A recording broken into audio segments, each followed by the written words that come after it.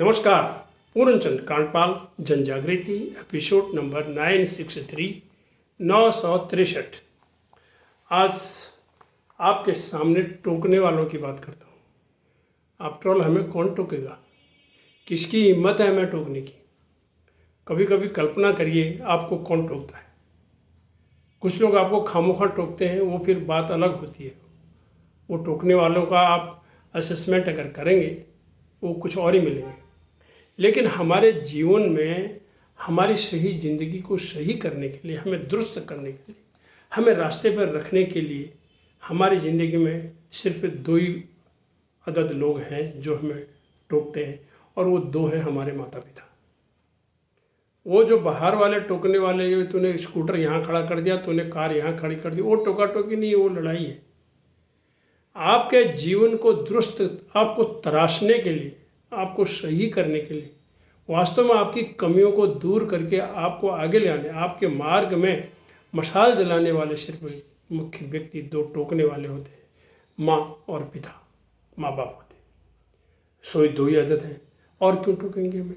उनसे हमें लेना क्या है? बल्कि आपकी बुराइयों की प्रशंसा भी करेंगे, आप करेंगे वो, क्योंकि जिसको जो फ़ायदा आपसे लेना हो तो आपके कहते हैं ग्रह ऊंचा कर रहा है, या चने के पेड़ पर चढ़ा रहा है, या पुदीने के पेड़ पर चढ़ रहा है, ऐसा हम आए दिन सुनते हैं।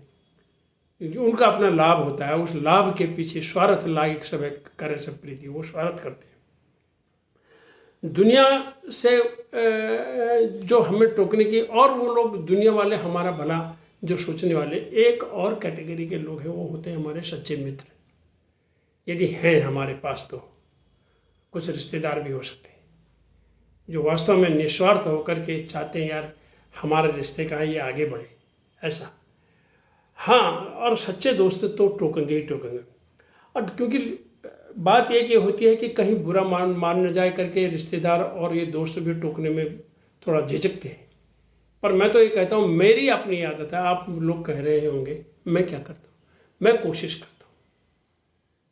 कोशिश करता हूँ कि उनको बता तो दूँ कि भैया ये त्रुटि तुमसे हुई है। हाँ, कहने का तरीका, कहने का सही वक्त, कहाँ पर और कब और कैसे, किस तरीके से उसको बताया जाए। यदि आप उसका वास्तव में भला चाहते हैं तो उसको टोकना रोकना बहुत ज़रूरी होता है। और माँ बाप का एक अनुभव होता है, तजुर्बा होता है, लेकिन आजकल माँ बाप एक कारण से और डरने लगे। उनको डर रहता है यार कहीं कुछ कर न ले। फिर शादी के बाद एक और व्यक्ति की एंट्री होती है, बहू आती है। तो कई चीज़ें हैं, लेकिन इसके बावजूद भी संयम के साथ माँ बाप आपका भला ही चाहते हैं। वो आपको टोकेंगे, आपको समझाएंगे, आपको सचेत करेंगे, जागरूक करेंगे, ये गलत हो रहा है, इसको सही करो। अब मैं आपको इसका उदाहरण एक देना चाहता हूँ। आप लोग रामायण काव्य और महाभारत काव्य, दो ही तो महाकाव्य हैं हमारे, महाभारत और रामायण।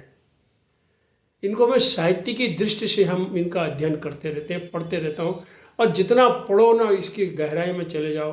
अब मैं आपको बता देता हूँ, दो माँ बापों की चर्चा कर देता हूँ, धृतराष्ट्र और गांधारी। बेटा है दुर्योधन, माँ की कहानी आपको बताने की जरूरत है नहीं क्या हुआ।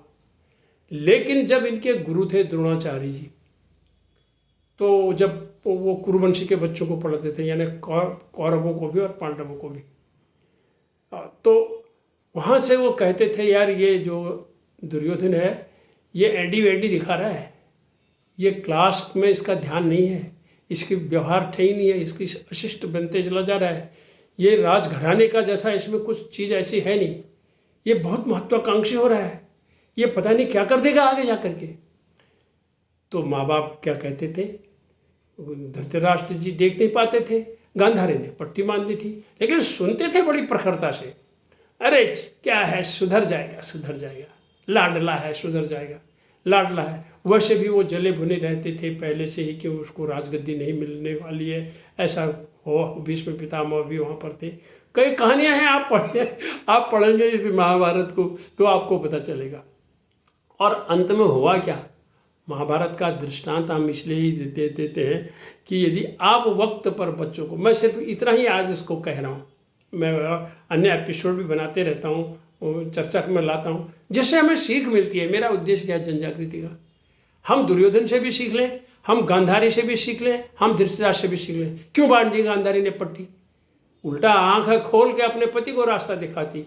ये कौन सी पतिव्रता थी जो उसने पट्टी बांधी? मैं एक छोटा सा लेखक हूँ, अदना सा। मैं अपनी दृष्टि से सोच रहा हूँ, अपनी सोच से सोच रहा हूँ, मंथन करके सोच रहा हूँ, उल्टा पट्टी बांध दी। और दुर्योधन के जो है आपको नजर आए नहीं। और अब उसके बाद धृतराष्ट्र तो पहले ही पुत्र मोह में पागल हो ही रखे थे। ये सारा हमारा महाकाव्य आपको बताता है। जितना पढ़ेंगे आपको ज्ञान मिलेगा। इसीलिए हमें हमारे माता पिता टोकते हैं तो वो हमारे हितैषी हैं, अच्छा है। उन्होंने हमें टोकना चाहिए, उन्होंने हमें टोकना चाहिए। मैं दोबारा कहता हूँ, यदि वो हमें टोकते रहेंगे तो हम सही मार्ग पर चलेंगे। इन्हीं शब्दों के साथ धन्यवाद, नमस्कार।